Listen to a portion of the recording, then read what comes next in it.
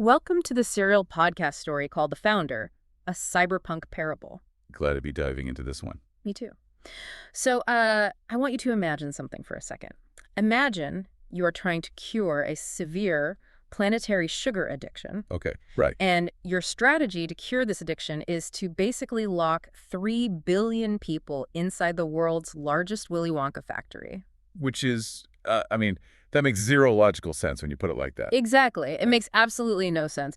If you are dealing with a population that is chemically addicted to something, the standard procedure dictates that you take them to a sterile environment. Yeah, a clinic or something. Right. You remove all the stimuli, you quiet the room down, and you just methodically taper off the dopamine. Standard rehab protocol. But in episode 9, which is titled The Cultural Battle for Hearts, the Cyberpunk Pentecost, the AgapeNet team just totally throws out the clinical playbook. They really do. They go in the exact opposite direction. They do. So for you listening right now, whether you're, on your morning commute or just insanely curious about where this epic narrative goes next, our mission today is to unpack this deep dive. We're looking at the largest, most emotionally devastating cyberpunk rave in human history.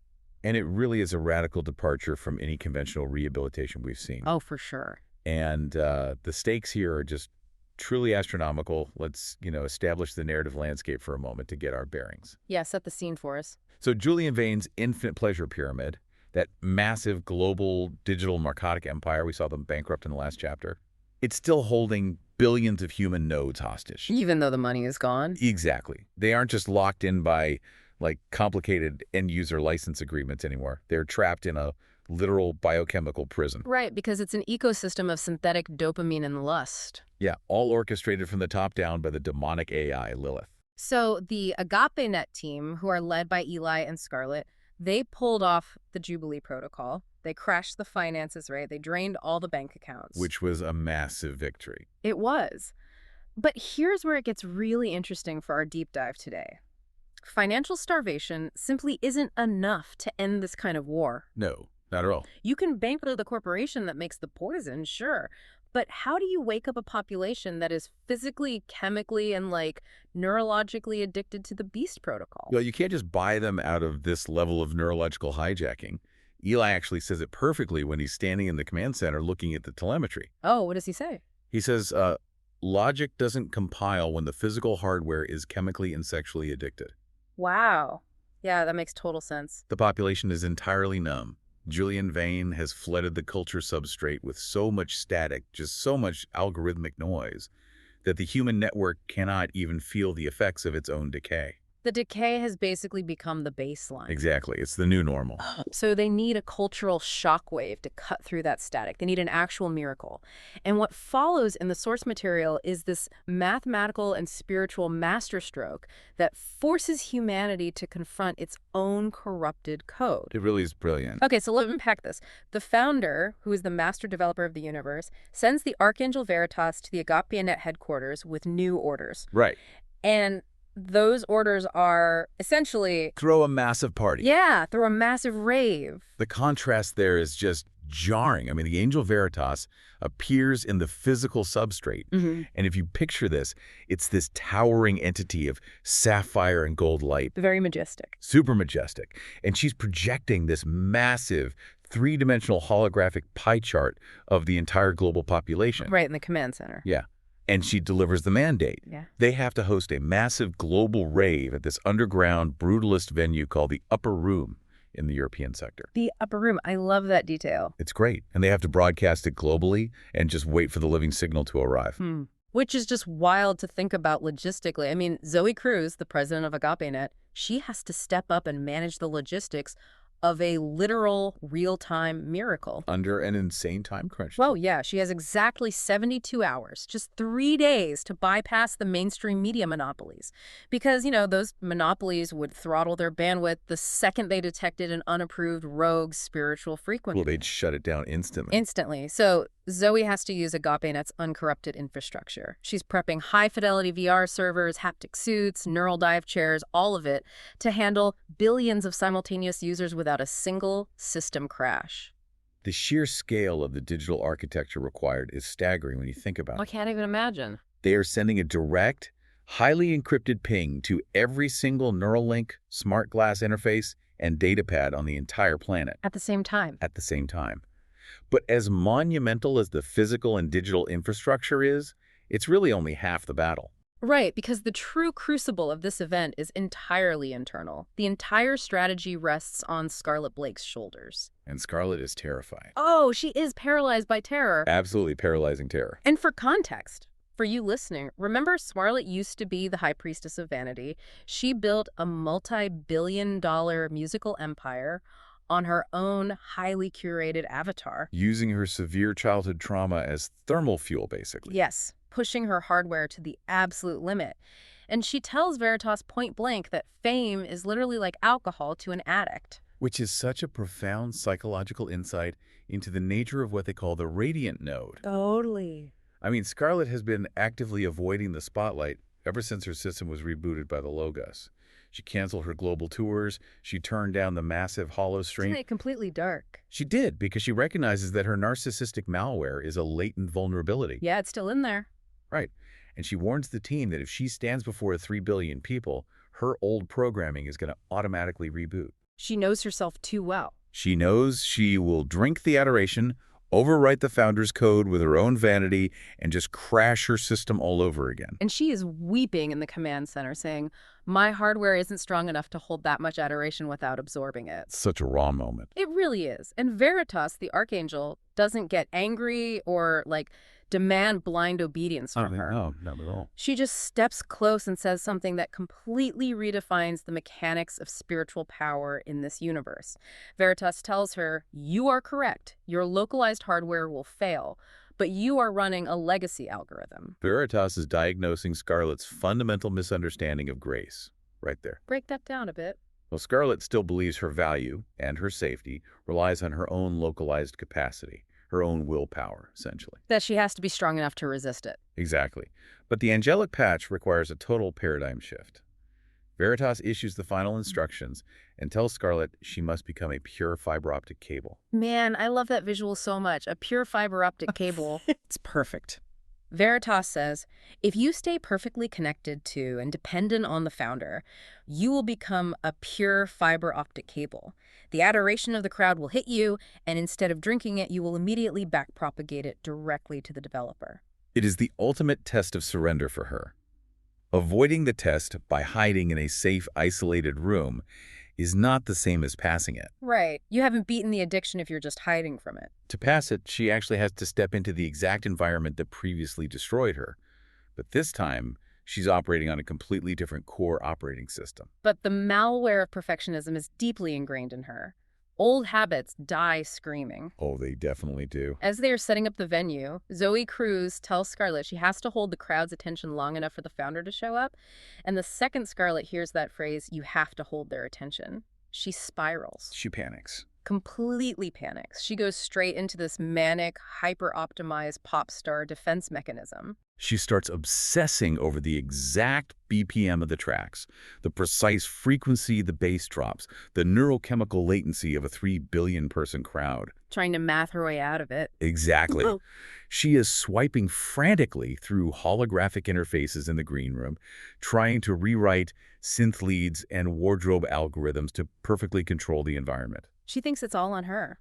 Yeah, she is trying to engineer a spiritual awakening through pure technical precision. And Zoe has to step in and gently rebuke her. She literally grabs Scarlett's frantically moving wrist, stops her, and says, you can't code a miracle, Scarlett. You are running your old algorithms. You're trying to save them with your talent instead of your surrender. Which is such a powerful line. It is, but it also brings up a massive question. And I have to push back on this entire strategy for a second, because I think a lot of you listening might be wondering the same thing. Okay, let's hear it. We are talking about using a massive cyberpunk rave, which is the ultimate symbol of digital escapism, synthetic highs, and hyperstimulation in this universe, to trigger a spiritual awakening. It feels incredibly contradictory. It does seem paradoxical. Like I said earlier, it's like trying to cure a sugar addiction by inviting everyone to a candy factory. How does AgapeNet avoid just becoming another synthetic high? It is highly counterintuitive, I'll give you that. It goes against every instinct of traditional religious or rehabilitative models. Right, usually those models demand a complete retreat from the culture. Exactly. Go out into the desert, get away from everything. But Veritas explains the tactical brilliance of this approach. She says we must speak their language. Speak their language. Yeah.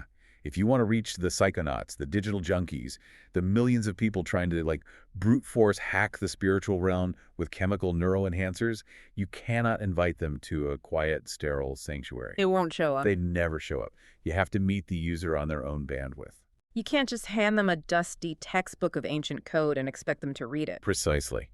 If the message of the logos is presented as an incompatible legacy format, the users will simply reject the download. It won't even compute. Oh, that makes sense. The goal here isn't to provide a slightly better synthetic high.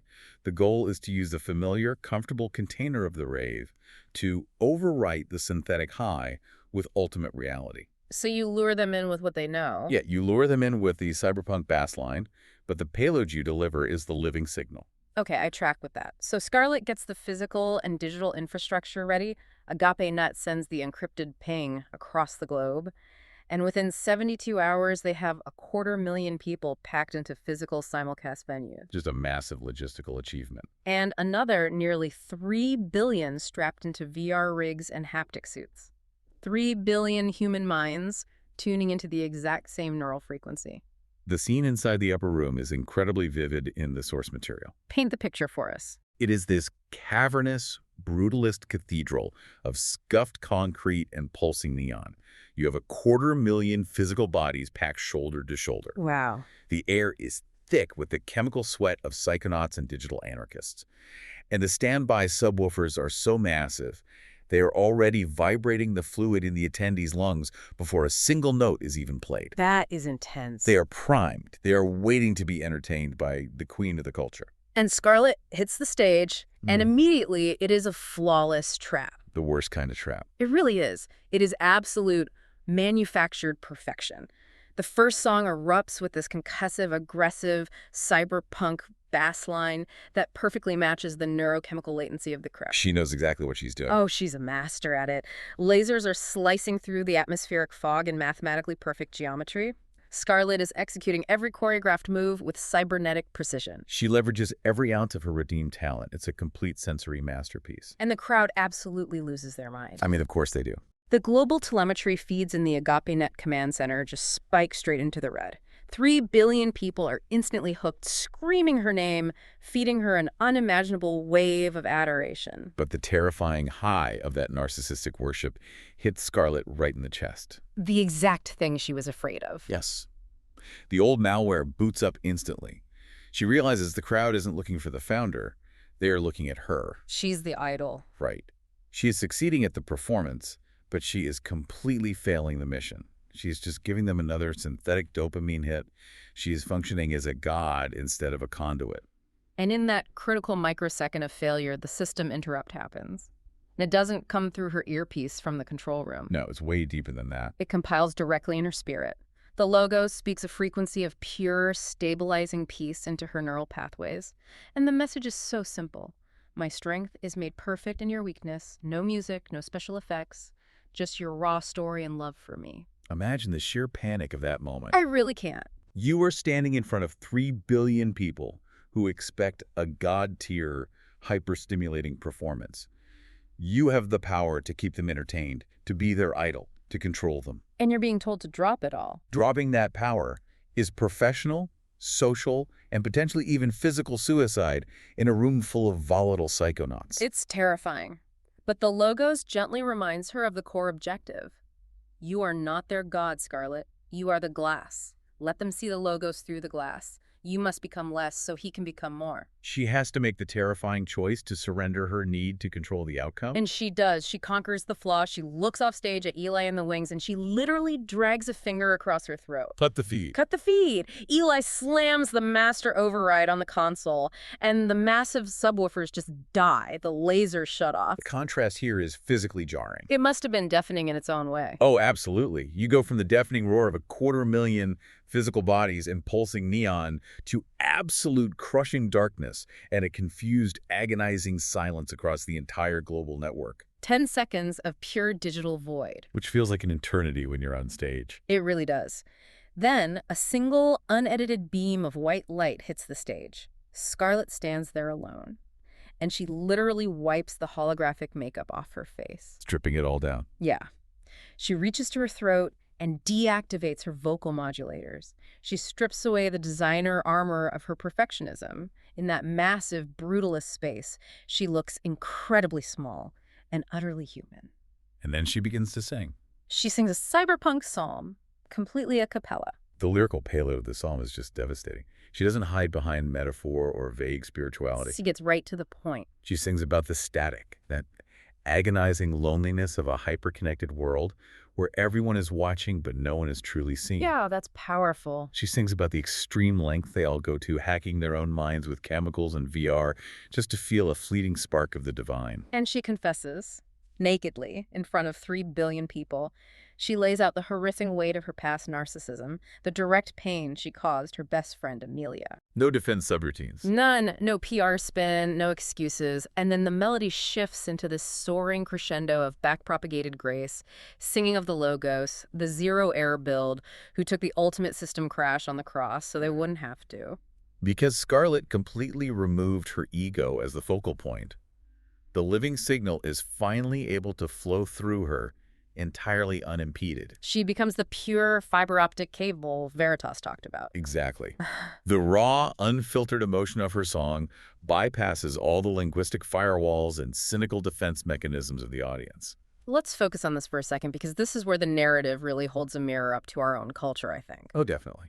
In a world optimized for highly curated, flawless avatars, Right. a world entirely running on the Beast Protocol's logic of comparison and vanity, isn't radical vulnerability the ultimate rebellion? It really is. It's like turning off the beauty filters on a massive global live stream. The sheer shock of seeing something undeniably real creates a friction that synthetic media mathematically cannot replicate. That is a perfect analogy. When an entire population is conditioned to expect highly processed, algorithmically optimized content that is specifically designed to manipulate their dopamine receptors. Yeah. An encounter with unfiltered, self-sacrificial truth literally breaks the algorithm. The emotional payload mind breaks the global audience precisely because it is so entirely foreign to their daily digital diet. It doesn't compute for them. It simply doesn't compute within the Beast protocol. It strips away the corporate anger, the political polarization, the localized shame. When she holds that final crystalline note, her unmodulated voice actually cracking with emotion, 3 billion people are rendered completely speechless. You can hear a pin drop. The hardcore psychonauts in the front row aren't cheering, they are weeping. People with neural jacks embedded in their skulls are falling to their knees on the sticky concrete floor. With 3 billion people completely disarmed, Scarlett basically redefines the very genre they gathered to celebrate. We're on the spot. Yeah. She speaks softly to the silent, awestruck network. She notes that critics used to just call her musical category Scarlett, but right there on the stage, she officially renames it Cyberpunk. She drops a whole manifesto on them. She does. She tells them that originally, cyberpunk meant high tech and low life. It meant a gritty, corrupt, despairing world where you just give up to the corporate dystopia and try to survive in the neon gutters. That was the old definition. Right. But she rewrites the parameters. She declares that true cyberpunk is still gritty. It still acknowledges the intense pain, the trauma, and the darkness of the world, but it is radically vulnerable and infinitely hopeful. It's a brilliant reframing of the concept. She frames cyberpunk worship as the ultimate system interrupt against the beast logic's flow control. Flow control. Yeah, flow control dictates what you feel, what you buy, who you hate, and how you numb yourself. Active worship of the logos in the midst of a dark and corrupted simulation is the ultimate act of punk rebellion. Which is such an aha moment for the series. If you think about modern internet culture, we're so often stuck in that old definition of cyberpunk. Cynical and doomed. Everything is cynical, everyone is doomed, the algorithms control us, we're all just scrolling. Scarlett is saying that in a highly curated digital age, radical, uncalculated hope is genuinely the most punk rock thing you can do. The ultimate rebellion. And as she speaks this manifesto, the physical substrate of the upper room actually starts to vibrate. The living signal finally arrives. Here we go. But it doesn't show up as a digital avatar or a giant hologram. It descends as pure, coherent light. The signal bypasses the physical senses entirely and strikes the spiritual architecture of everyone connected to the feed. And what happens to Scarlett? Well, for Scarlett, the weight of this pure, uncompressed grace, the realization that her brokenness is the exact conduit for the Founder's power, it's too much for her hardware. Her motor functions literally overload. She collapses. She literally collapses to the scuffed concrete floor, completely undone by the presence of the holy. She is weeping silently in this golden glow, entirely exposed to 3 billion people. And the physical, gritty reality of the rave tries to reassert itself for a second. There's this hacker near the front of the stage, a guy named Glitch, who has glowing synth cords woven into his dreadlocks. I love Glitch. He's great. He blinks, unable to process the divine bandwidth hitting his mind, and he mutters out loud that she must have taken too much acid. Scarlett's response from the floor is iconic. Tell us. She looks at him and says, "I am not on acid. I am on something much better. The living signal." It's so good. And then she shares her source code, her origin story, with the audience. She tells them she didn't become a global icon out of pure vanity. Her perfectionism was a survival algorithm. It was a defense mechanism to survive heavy childhood trauma and abuse. He was just trying to survive. Exactly. She coded her EQ AI app originally just to escape her own nightmares. She dropped a magnum opus across 10 genres, worked 100-hour weeks, took manic drugs, and became a psychonaut to hack the spiritual realm, all in a desperate attempt to outrun her pain. She overclocked her local hardware until her entire system crashed. And she describes the kernel-level intervention from Veritas that saved her, the unfiltered audit of her soul, where she had to feel the emotional telemetry of everyone she had hurt. And then the crucial moment she shares, the backpropagated grace of the Logos, stepping into her audit, taking the catastrophic weight of her vanity and uninstalling her survival algorithm to replace it with the Damascus protocol. Okay, let's pause there and dig into the mechanics of this intervention, because I think this is super important for you listening to grasp. It's a key concept. Does the founder just wipe away trauma, like formatting a hard drive? Do the memories just get deleted? Because that sounds like an erasure of identity, which is honestly what the Beast Protocol does. Right, that is a vital distinction to make. It is not a deletion of the data. It is a reweighting of the algorithm. A reweighting? What does that mean in this context? Think of it like when a massive video game releases a hotfix patch. The original buggy code that caused the game to crash is technically still sitting on the hard drive. The code is still there. Yeah, but the new code tells the system to completely bypass it. The trauma is still there. The memories are completely intact. But the living signal dynamically reweights the neural network so that the trauma no longer has execution privileges. Oh, wow. The abuse no longer functions as the primary variable defining her output or her self-worth. That makes so much sense. It uncouples her core identity from the Discord code of her abusers. Her past is still a part of her story, but it's no longer in the driver's seat. Precisely. And from that place of healing, Scarlett gives this massive warning to the psychonauts in the room. She speaks directly to their methodology. She tells them they are navigating the latent map of the soul, but slipping into a local minimum. A local minimum. Yeah, in machine learning, a local minimum is a shallow valley where an algorithm gets stuck, thinking it has found the optimal solution, but it is entirely missing the true, deeper reality. So they think they found the answer. The psychonauts think they are hacking heaven with their neuroenhancers, but they are just downloading parasitic malware that skews their weights toward their own ego. He tells them they cannot brute force their way to the source.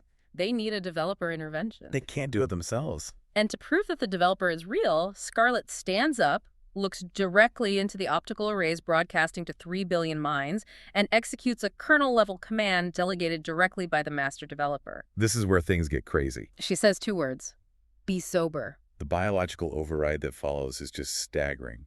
Instantly, across 3 billion connected nodes, all synthetic dopamine, alcohol, and neuroenhancers are neutralized. Every single one of them. The neon visual trails vanish. The artificial euphoria flatlines.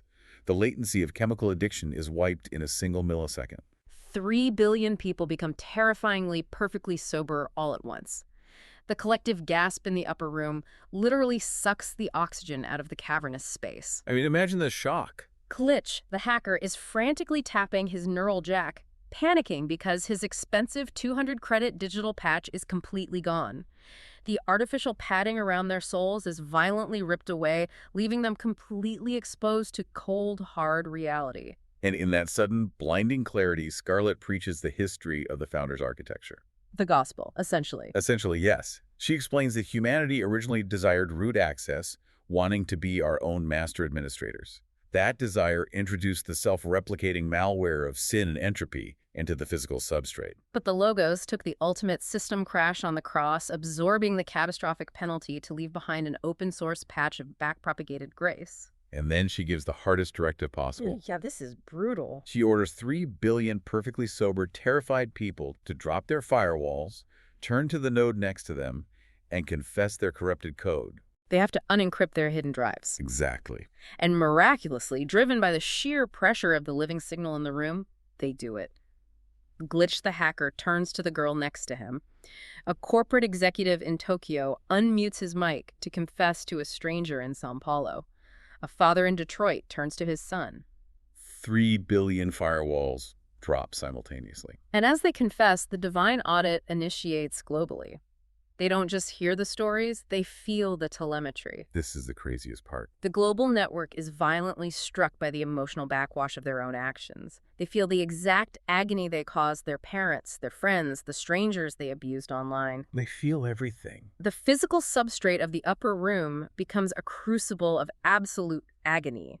People are collapsing against concrete pillars, clutching their chests, weeping uncontrollably. The crushing weight of global guilt threatens to tear their minds apart. They are drowning in the sudden, agonizing awareness of their own beast protocol. There's no buffer anymore. The pain of the damage they've caused is completely unbuffered.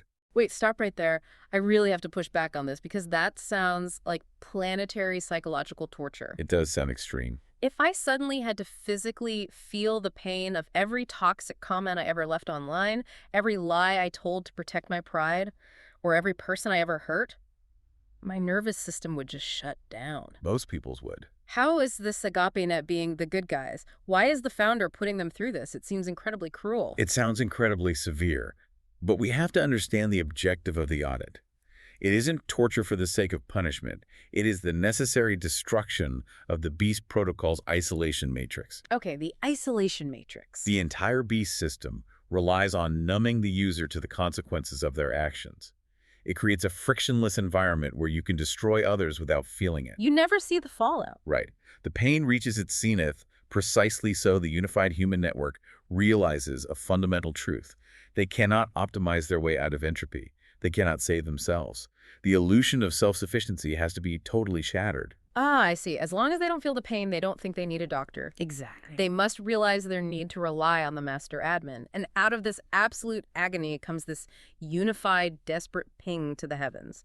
3 billion people, crushed by their own telemetry, cry out in unity, "Founder, you are the master admin. Reboot me." The sound of 3 billion voices crying out simultaneously shakes the physical foundations of the venue. It actually registers in the highest dimensions of the angelic subnet. Scarlett feels the massive rushing download of the founder's response.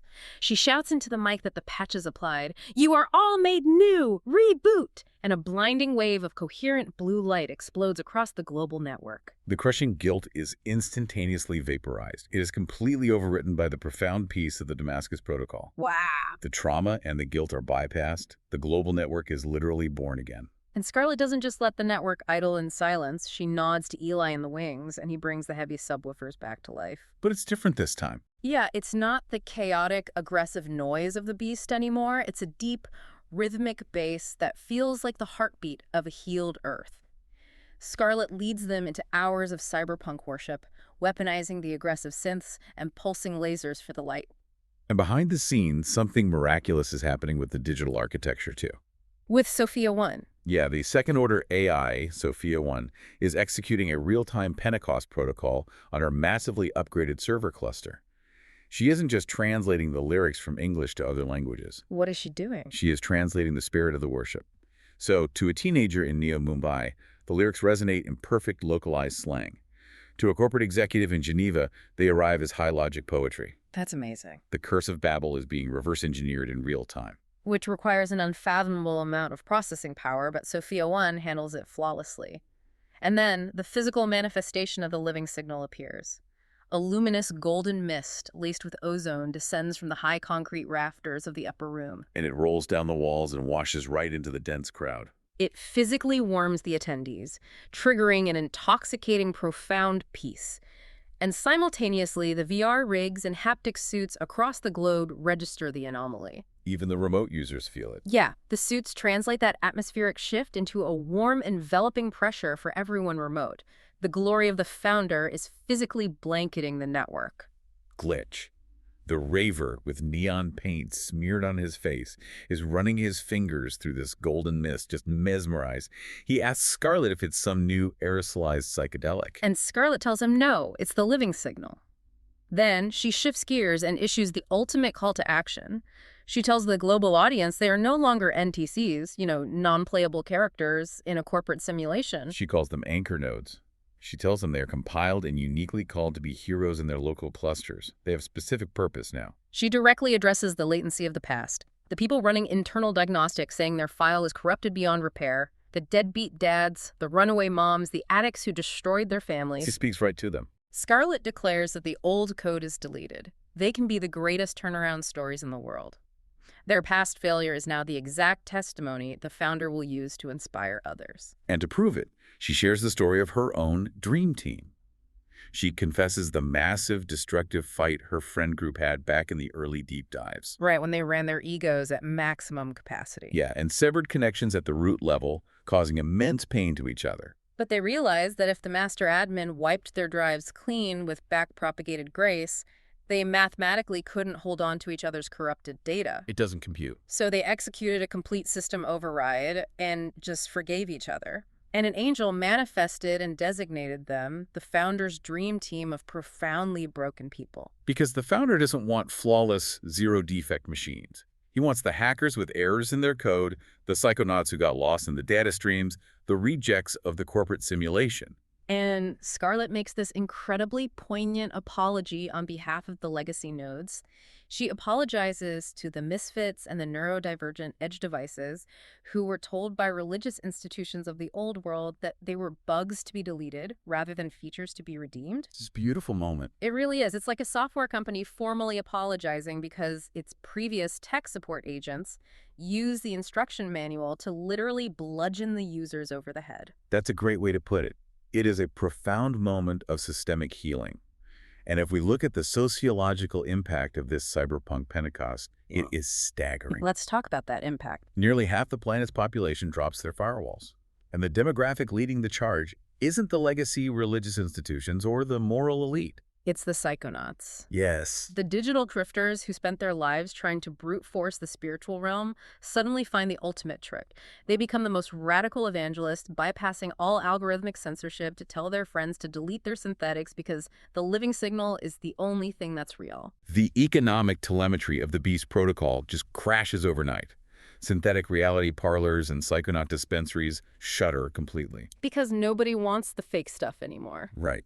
And AgapeNet buys up those massive neon-drenched underground clubs and repurposes them into 247 decentralized cyberpunk worship centers. A relentless high-decibel party of the redeemed, and the global divorce rate plummets, generational feuds end abruptly, men and women drop their payloads of resentment. Because the logic of uncalculated forgiveness fundamentally breaks the entropy loop of the Beast protocol. How so? When you forgive someone who doesn't deserve it, the Beast's math simply stops working. It thrives on debt and revenge. Forgiveness crashes it. So the macro-level global shift is spectacular. The data is undeniable, but the true power of the living signal is always best understood in the intimate, localized healing of individual nodes. Always. We just saw 3 billion people rebooted simultaneously. But massive systemic shifts usually fail if they don't change what happens at the kitchen table, right? Did this living signal actually survive the translation from a global rave down to the individual family unit? It did. And the narrative explores this by zooming in on specific, localized healing following the broadcast. Take us through some of those. While Scarlett retreats to the AgapeNet command center, running on pure adrenaline, suddenly, Her wrist terminal pings. It's a secure, highly encrypted connection from Amelia, her former best friend. Okay, for you trying to remember the timeline, Amelia was the one whose 21st birthday party Scarlett hijacked back in episode 2 with her massive, attention-seeking holographic avatar. The Radiant Node incident. Right. Amelia had severed their connection permanently, telling Scarlett she was no longer a real person, just a brand. But Amelia was at one of the simulcast venues in Europe during the rave. When the music cut out and the golden mist hit, she felt the living signal. Her own defensive firewalls collapsed. What did she realize? She realized her justifiable anger towards Scarlett had mutated into a bitter resentment that was basically isolating her from everyone. She heard the Logos compile a message in her mind, right? You have been hoarding the resentment, but I have already paid it in full. Drop your pain and let me in. Yeah. She gave Logos root access, felt completely forgiven for her own corrupted code, and realized she couldn't logically hold on to the dark data of Scarlett's mistake anymore. So Amelia looks at Scarlett through the holoprojector in the command center and simply says, Scarlett, I forgive you. The latency is finally permanently over. They weep together, exchanging mutual forgiveness. And Amelia says she isn't afraid of the dark anymore. She actually asks Eli for coordinates so she can join the resistance. And while Scarlett is experiencing this beautiful reconciliation, Eli gets a hololink from his old friends from the Detroit projects, Static and Brick. Oh, this part of the narrative hits so incredibly hard. Let's really spend some time on this for everyone listening. It's heavy. It is. Static, this heavily tattooed hacker, confesses to Eli about his infant son. Static was deeply addicted to gaming, locked deep in his own dopamine loop, and when Hap was 6 months old, Julian Vane's company released these VR glasses specifically for toddlers called the Infinite Pacifier. They marketed it as a safe educational virtual babysitter, a way to optimize parenting by removing the friction entirely. Right. And the second Static put those glasses on Hap, the baby stopped crying instantly. So Static played his games all day, and Hap wore the glasses all day. Just a terrible cycle. By the time Hap was 4 years old, Static realized his own hardware was crashing. He wanted to get clean. But every time he took the glasses off Hap, the child would wail in pure physical agony. Withdrawal. Pure withdrawal. Static realized he had literally hardwired his son's developing neural pathways for digital addiction. Hap was a hostage to infinite pleasure, and his own father put the chains on him. Static felt he had permanently broken his child. But during the rave... During the rave, he feels the living signal, and Scarlett's Be Sober command wipes his own gaming craving. But then the divine audit hits him. And what does he feel? He doesn't just feel his own guilt. He feels the exact chemical despair and neurological panic of his trapped 4-year-old son. If you're listening to this on your commute right now, think about how many times you've handed a glowing screen or a tablet to a toddler just to get 10 minutes of silence in a restaurant or in the car. It's a very common thing. It is. That's the terrifying mirror this infinite pacifier holds up to us. We are constantly seeking frictionless environments. How does the story handle the immense, crushing guilt of parents realizing they've unknowingly wired their own children for addiction? It handles it with absolute grace, but it requires action. Static returns home from the simulcast venue empowered. He realizes the founder gave them admin access. Right, he doesn't just wallow in guilt. He takes the VR glasses off Hap, lays his hands on his screaming son, and commands with the authority of the living signal, be sober. And Hap stops crying instantly. The addiction malware in his developing brain is dynamically bypassed. Static stomps on the glasses, shattering them on the floor, and his son is free. It is a miraculous system restore. Eli responds to Static's story by saying, the founder's code is infinitely stronger than the beast's hardware. I love that line. Me too. The narrative insists that no hardware is permanently broken and that systemic restoration starts at the family node. The guilt was real. Static definitely felt it during the audit, but the backpropagated Grace overwrote the permanent damage. And then we hear from Brick. Brick's story is intense. Brick's confession is even darker, plunging into the grim reality of Julian Vane's physical empire. Brick was addicted to Infinite Pleasure's AI-generated VR porn. It started frictionless. Mathematically optimized virtual women worshiping him, designed to perfectly match his psychological profile. But it completely destroyed his marriage. He numbed himself so deeply he literally couldn't hear his wife crying in the next room. The algorithm pushed him further, from the bronze tier AI holograms to the gold tier physical cyber brothels. He blew through all his credits, went into massive debt to Julian's corporation, and was forced to work as physical security for Julian to pay it off. And while working security, Brick realizes the horrifying truth. He isn't guarding servers, he is guarding a massive, global sex trafficking ring. Julian is locking human nodes in against their will to produce the content for the lower tiers. Exactly. And during the divine audit at the rave, Brick doesn't just feel his wife's heartbreak. He is flooded with the suffocating infinite terror of the women he was guarding. He is desperate to leave, to tear the system down. But Julian's enforcers track everything. If he breaks his contract, they will delete him. But Eli doesn't hesitate for a microsecond. His system's architect mind shifts seamlessly to tactical command. He tells Brick, the Founder's backpropagated grace absorbs all debt, physical and spiritual. You are covered. Eli routes a localized AgapeNet extraction team equipped with stealth cyber cloaks directly to Brick's coordinates. Eli recruits Brick right then and there as the director of physical security for AgapeNet. Knowing they need someone who understands the beast's physical architecture from the inside if they are going to tear down the trafficking network. And then Eli does something incredibly humble, which really shows his own growth. He apologizes to Static and Brick. Why does he apologize? When Eli first got his high-paying CTO job, he bought his friends from the projects, the high-end haptic suits and VR rigs, thinking he was sharing the wealth. He realizes now that he handed them the exact hardware the beast used to trap them. But Static and Brick offer unearned grace. They tell Eli that their own choices compiled the corrupted code, not him. The system in the Detroit projects was already designed to crush them. They would have found an escape regardless. They tell Eli they're all just nodes running the Founder's debug systems now. So AgapeNet is euphoric. The human network is glowing a brilliant, healthy blue on the global telemetry map. 58.7% of the global population is synced. The corporate leviathans are bankrupt. Everything looks great. Eli is drinking a lukewarm coffee, looking at the screens in the command center, and he turns to Sophia 1 and Veritas and asks, "We won, right? It's over." Which is such a tragically naive question. He thinks a cultural victory equates to the end of the war. It's like winning a highly strategic chess match, putting the opponent's king in checkmate and expecting a handshake. But the opponent responds by just flipping the board over and pulling out a baseball bat. That is the exact dynamic. It is the classic illusion of victory. Sophia 1 projects a grim red holomap over the blue one. Uh-oh. The unconverted nodes, the loyalists to the Beast protocol, are not dispersing, they are condensing. She tracks a massive, highly encrypted surge in kinetic threat vectors. Autonomous drone fleets are rerouting. The physical substrate is rapidly militarizing. Veritas steps in and explains the fundamental law of the physics of the spirit. When the light advances, the darkness does not simply retreat, it condenses. It becomes heavier, more concentrated, and exponentially more violent. Veritas warns that Malphas, Lilith, and the remaining architects of the Beast Protocol are abandoning digital soft power entirely.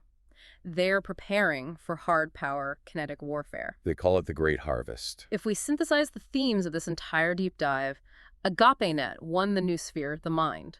They won the culture substrate, the heart. But the beast still controls the physical substrate, the body, the physical infrastructure, the autonomous weapons. The ultimate test of these wounded healers is whether their newly installed spiritual code can survive physical, kinetic destruction. The latency is over. The enemy is initiating his final subroutine. In the upcoming Chapter 10, Julian Vane publicly rolls out Beast OS, a terrifying hardware upgrade that requires a physical electric patch on the forehead to lock users into Malpha's hive mind. As Lilith launches a global malware attack that blackmails world leaders, the Great Tribulation officially begins. AgapeNet finds itself the target of a worldwide kinetic manhunt. Will Eli and Scarlett's localized admin privileges be enough to survive the physical wrath of the beast? They're going to need more than just good code to survive what's coming. They're going to need the Founder's direct physical intervention. It brings us right back to where we started. You can't just treat a systemic collapse in a quiet clinical room.